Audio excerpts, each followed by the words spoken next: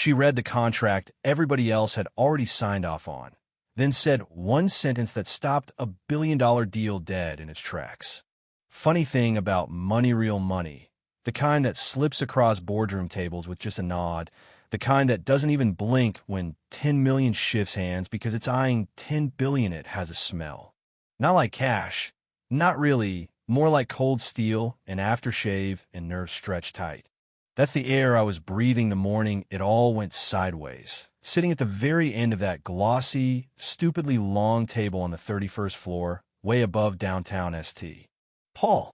Outside, the windows were frosted at the edges inside. The heat was stifling, not from the radiators, but from expectation and the electric weight of eyes that barely noticed me. 12 men, 3 women, all suited up except for me. I wore my best gray dress, practical heels, hair pulled back, pen uncapped, yellow post-it notes lined up like toy soldiers along my laptop. To them, I was a formality, just legal support, not even a seat filler, certainly not someone who could break anything.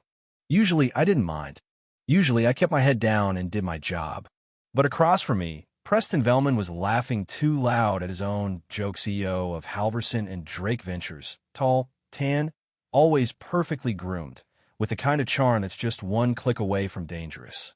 The man ordered wine for the table without asking, took silence as a yes, and climbed people like ladders, never looking down to see if he broke any rungs on the way up. The deal? Massive. They wanted to buy out a Dallas-based digital infrastructure firm. All smiles, all handshakes, right up until the last minute. "We're on track," said Mark Eisen, VP of Finance, tapping the screen as if the glowing slideshow could settle everyone's nerves. Due diligence came back clean, drafts are locked, just signatures left. I watched the room. I watched how their grins were less about confidence and more about hunger. I'd seen that look before. Some folks never wash off the scent of ambition, you know? When Preston reached for his fancy blank pen, I opened my folder quiet, careful. Not my job to redline anymore. They'd hired whole armies for that. But I needed to know what my name was touching. That's when I saw it. Paragraph 11.3, indemnity for undisclosed liabilities. My gut went cold. Just a little clause, easy to miss. But if triggered, it could drop every hidden debt, every lawsuit, every rotten secret right on our side. Billions, not millions. My pen hovered, notes half written. Nobody noticed. I spoke soft at first, "Excuse me," but nobody stopped, so I tried again louder, "Excuse me, but this clause is a trap." The room went dead quiet. Preston looked up, pen poised midair. "What?" He was all calm disbelief. I pointed. Paragraph 11.3. The indemnity section. If we sign, we take on every undisclosed problem the sellers didn't mention. That's not standard. That's a loaded gun. Silence. Mark Eisen leaned forward, arms folded. "We reviewed that." I met his eyes. "With respect, I think you missed something." Angela, from legal, shifted beside me. Another exec coughed, but Preston's smile had died. "So you're saying this could all blow up in our faces?" he asked. I didn't blink. "If there's a lawsuit waiting to be served or unpaid debt hiding in the shadows, we'll be on the hook. All of it." You could feel the room shift. The confidence was still there, but now it was laced with worry. Mark, ever the skeptic, smirked. "That's quite an interpretation." I kept my voice steady. "It's not an interpretation. It's right there. The clause says we take responsibility for anything not disclosed if they're hiding something. It's our problem." Angela leaned in, squinting at the page as I slid the folder her way. She went pale. "Why wasn't this flagged?" Preston snapped. Angela looked lost. It was buried in a cross-reference. "You'd only spot it if you compared drafts." Which, yeah, is exactly what I did, late the night before, unable to sleep because the deal felt rushed. Too many late emails, too many loose ends. I compared every clause, page by page. That sentence, just 27 words, felt like a tripwire. Mark tried to brush it off. "Even if it's risky, the upside's worth it. We're getting them for pennies on the dollar." I shook my head. "Only pennies if there's not 100 million in liabilities waiting around the corner. If there is, we lose more than cash. We lose trust, maybe even our reputation." Preston stood, pacing. "So what's your solution?" I met his eyes. Escrow. Renegotiate the clause. Protect us. Delay the signing until we know the full picture. He stared, as if seeing me for the first time. You know how much time and money we've already sunk into this. Not as much as we'd spend cleaning up a mess, I replied. Mark scoffed. She's a paralegal. I looked straight at him, and yet I'm the only one who caught it. Angela backed me up. 3 words, she's right. That hit harder than anything I could have said. Preston turned to me. You got this backed up? I do. And I flagged 3 other things too. The room was silent. Nobody signs anything until legal gets back to me. Give me 20 minutes. Preston left, everyone else scattering, some out of discomfort, some making fake phone calls, leaving the room echoing with tension. Angela leaned over, whispering, You've got a target on your back now. I gave a tight smile, had one before I walked in. But I knew nothing was over. 20 minutes could change everything. As the room cleared, Rodrigo from strategy and Brittany from communications whispered near the windows. Mark muttered just loud enough. What does she think she is? I didn't respond, just closed my folder and packed up my things. When I stood, Mark finally faced me. Who do you think you are, really?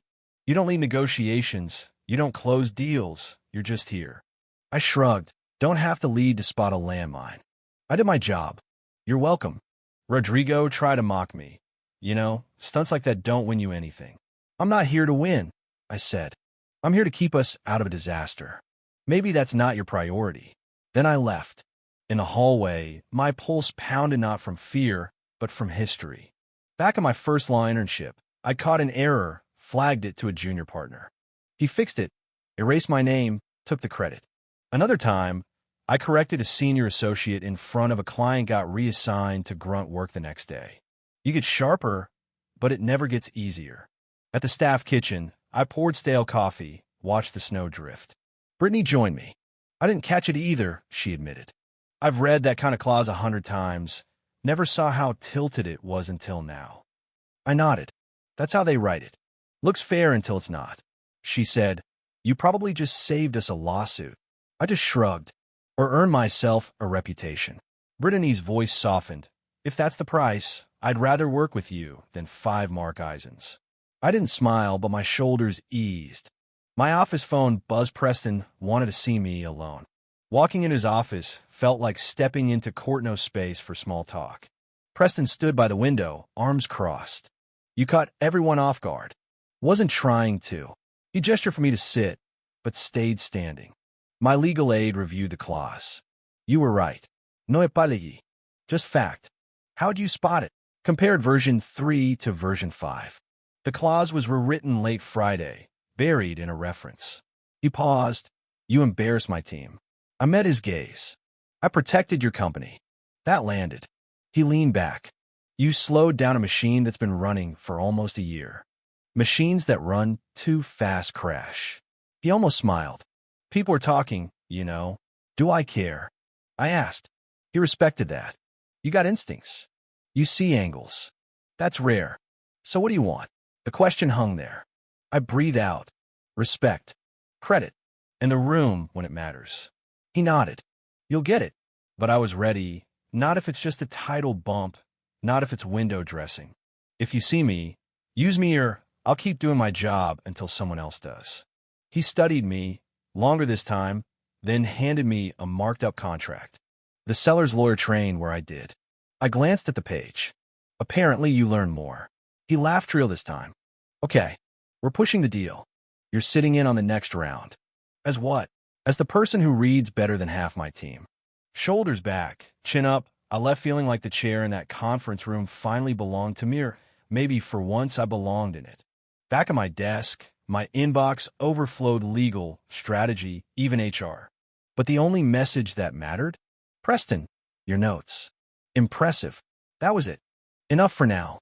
20 minutes later, the war room filled up. Same faces, but now the energy was sharp, nervous. Preston, no jacket, no small talk. Let's walk through this. I led. Walked the team through the risks, the gaps, the hidden landmines. Here's the problem: this clause leaves us exposed. They could hide anything, and we'd pay for it. Angela backed me up. She's not exaggerating. I use a metaphor if you buy a house and they don't tell you about the black mold, but you agreed to fix whatever the inspector missed. You're stuck with the bill. That's this. Rodrigo raised his hand, respectful now. What's your fix? Redraft the indemnity. Limit our risk to what's disclosed. Anything hidden? Seller's problem. And escrow 20% for 12 months. A whistle at the table, that's aggressive. No, I replied. That's protection. Preston looked around. Anyone disagree? Silence. Send your revision to legal, he ordered. Meeting ended. Angela squeezed my shoulder. You just changed protocol. Maybe it's time we trust the folks doing the reading. Back at my desk, I found a note and signed, "Watch your back." No name, just that. I slipped in my folder, didn't let it shake me. By the afternoon, the redraft was sent. The sellers pushed back hard, fast, with all the legalese of folks surprised to be challenged, especially by someone like me. Preston called me in, this time with purpose. I want you out of legal support. You're coming into M&A strategy, shadowing deals, structuring, negotiating full visibility. I asked, why me? He smirked. You don't just read contracts, you read people. I can teach numbers, I can't teach what you did yesterday. What's the title? Associate Director, M&A Oversight. I shot back. That's not a real title. He didn't blink. You're already negotiating. If this is just a show off the girl who caught the clause, I'm gone in 6 months. He nodded, finally serious. I'll make it real. You'll have autonomy, risk, reward. I stood to leave. He paused. I didn't see the clause either. I've been doing this 20 years. I looked back, that's the problem, and walked out.